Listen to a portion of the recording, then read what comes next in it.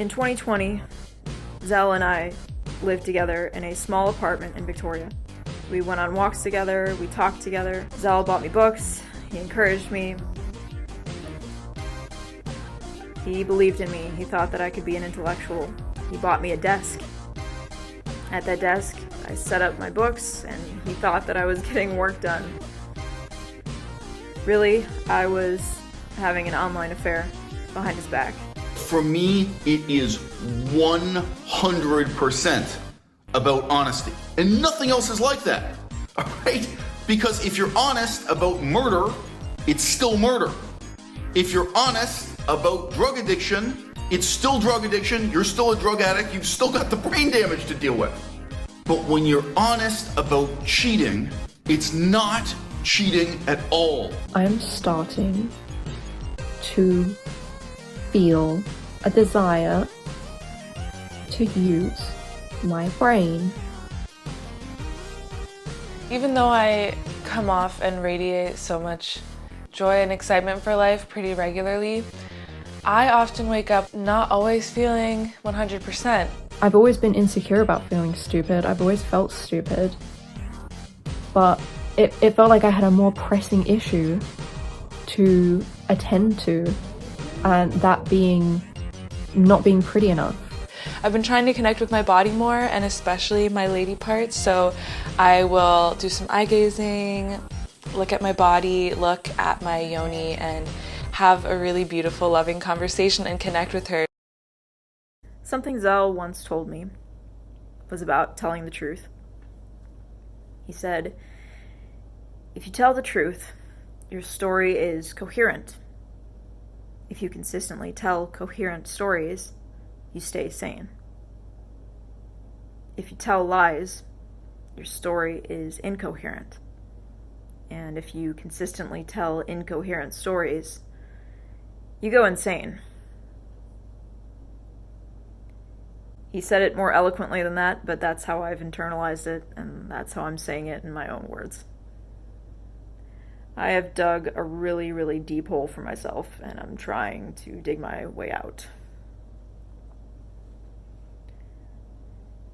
In the past, when I have felt overwhelmed thinking about all of the ways I fucked up my relationship with Zell, I have tried to distract myself, and I'd be lying if I didn't say that I have tried to distract myself. I have watched YouTube videos, I have watched Super Mario 64 speedrunning, but the moment I take my eyes off the screen, the moment I stop listening to somebody speaking, I am thinking of everything I did wrong. I am analyzing and trying to sort through all of the lies. For so many years, I made Zell's life worse. And just because we broke up, it does not mean that Zell's life is going to automatically get better. I think people who watch à-bas-le-ciel are not fully aware of how terrible it is to be in a relationship with somebody who never loves you back.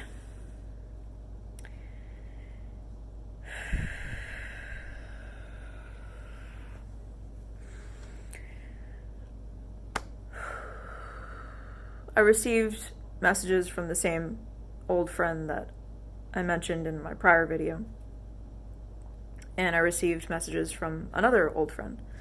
And they mean well, and I appreciate it, but I really feel I don't deserve it. I really hurt Zell.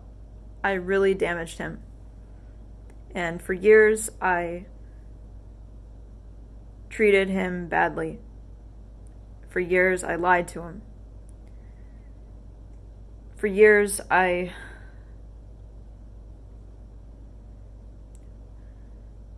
didn't love him. And it is hard to comprehend because for so long I said, I love him. I said, this is the man I want to spend the rest of my life with.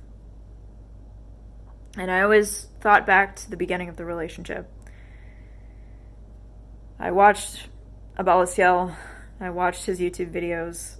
I sent him an email. I had a big crush on him. I was really into him. And I was so excited that he replied to me. We corresponded for several months. Finally, we had a Skype call, and I wanted it all. I wanted to seduce him. I wanted him to seduce me. I flew to China to meet him. The first words out of my mouth were, "I'm going to marry you." And I fell in love with him. I was overwhelmed. I knew he was the man I wanted to spend the rest of my life with. I knew he was the man I wanted to have a child with. And that was a big change for me because I'd been child-free before that. And it used to be a happy memory, and it's not a happy memory anymore. It could have been wonderful. Just picking apart everything that I did wrong, everything that at each stage, if I'd just done this, if I'd just learned my lesson and really been loving and kind to him, everything would be better today.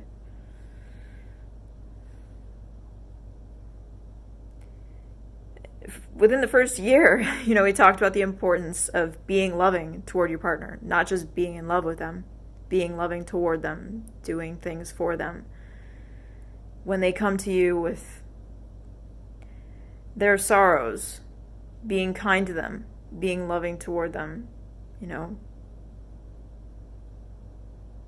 Man, I was really, really bad at that.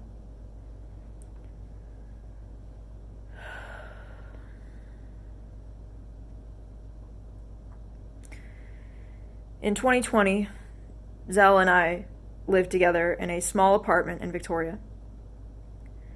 We went on walks together, we talked together, we talked about the future. Zell bought me books, he encouraged me. He believed in me, he thought that I could be an intellectual. He bought me a desk. At that desk, I set up my books, and he thought that I was getting work done. Really, I was having an online affair behind his back. I told another man that I loved him. I told another man that I wanted to marry him. And I told another man I wanted to have a child with him. And I lied to Zell about it. I kept it hidden from him for 4 years.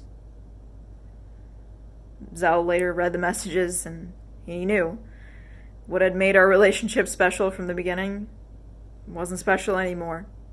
Because I said that to another man. I ruined what made our relationship special. Our culture conditions us to talk about sex and violence as if they very much belong in the same category, right? Sex, drugs, rock and roll. But I'm here to tell you that nothing else is sex, nothing else is love. And I don't just mean subjectively. There's nothing else like it. When you hear Melissa saying this, your perspective may be, hey, look, if you and your boyfriend openly and honestly do cocaine together, that's not so different from lying to your boyfriend, sneaking away, and doing cocaine in secret. Because the bottom line is, you're a crackhead. The bottom line is, you are getting the same brain damage, whether you're lying about it or telling the truth. Like, telling the truth may be virtuous. It may make you a better person in the long run in some impalpable sense. But the tangible reality is you are snorting cocaine.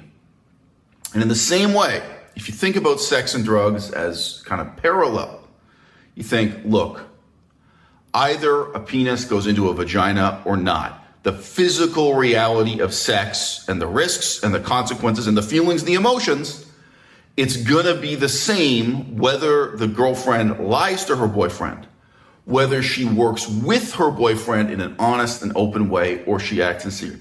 And that's where you're wrong. Nothing else is sex.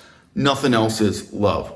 Suppose you have a couple, boyfriend and girlfriend, and for whatever reason, whether the reasons be personal or political, whether they be self-indulgent or revolutionary. For whatever reason, this couple is out killing people. This couple is out dropping bodies. Is it so different if the girlfriend lies to the boyfriend and goes out and commits acts of violence in secret, or if she's honest and open with him, if she tells the truth? Okay? A lot of you in the audience look at that and think, well, look, bottom line, it's the consequences that count. Bottom line, there's a bullet going into a body and there's a corpse dropping on the sidewalk or on the floor. That's what really matters, okay? Nothing else is love. Nothing else is sex.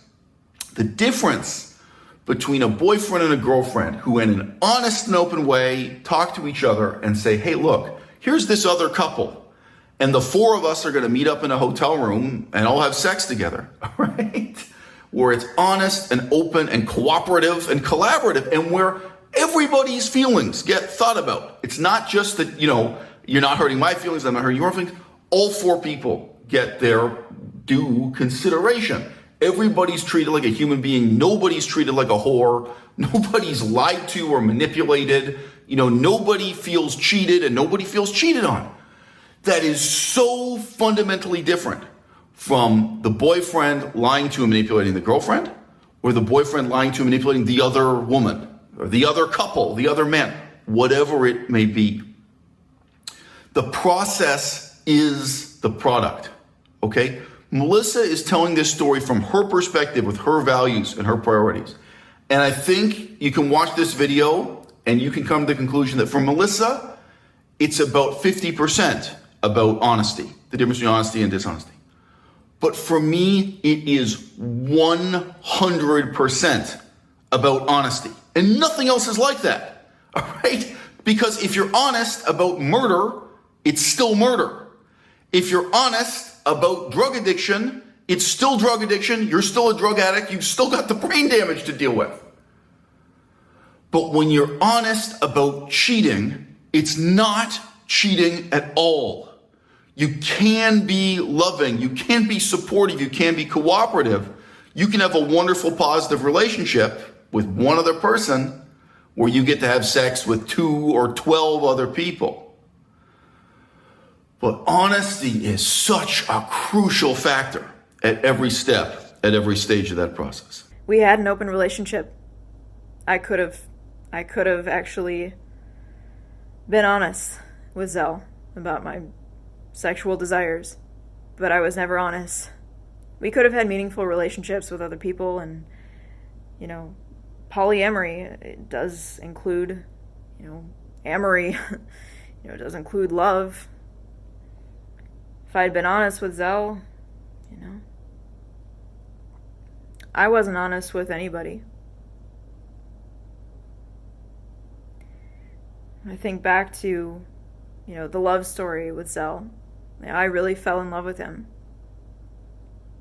And I can't say that about the other men. I can't say that about the men and women that I betrayed Zell for. I can say that I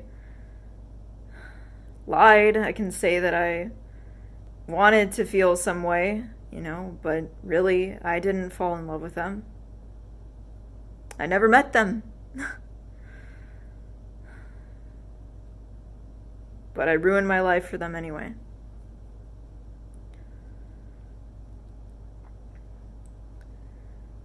I received messages from old friends, and it just got me thinking. Zell uploaded a video called A Desperate Cry for Help, and it's heartbreaking knowing that he didn't have old friends trying to get in touch with him at that time.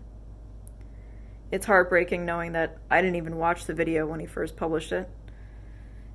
It's heartbreaking knowing that I was obsessing over another man at the time. Another man who didn't love me, didn't care about me, who wasn't even attracted to me. I was simping for him.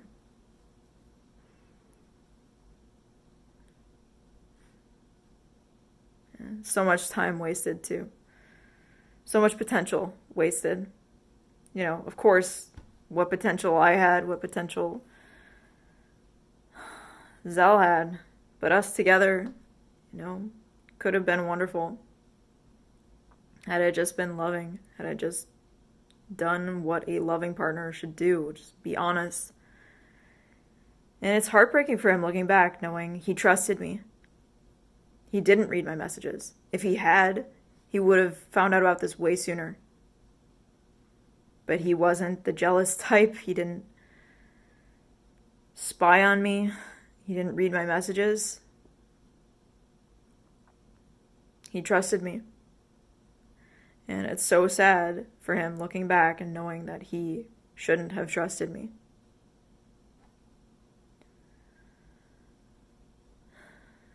He loved me. And he looks back and thinks, I shouldn't have loved her. She was the wrong woman for me.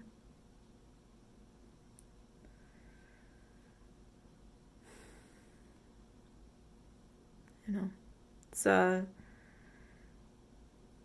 doesn't make sense.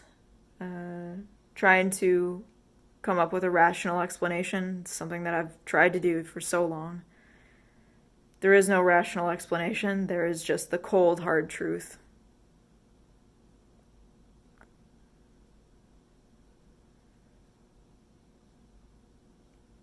And I have to keep trying to dig my way out of this by telling the truth. Trying to get back to sanity by telling the truth. You know, I understand from when we're young, we're told honesty is the best policy. Tell the truth. But I did not realize just how crazy I would make myself by lying, you know. Well, I'm trying to tell the truth. I'm trying to get back to coherency, trying to get back to sanity.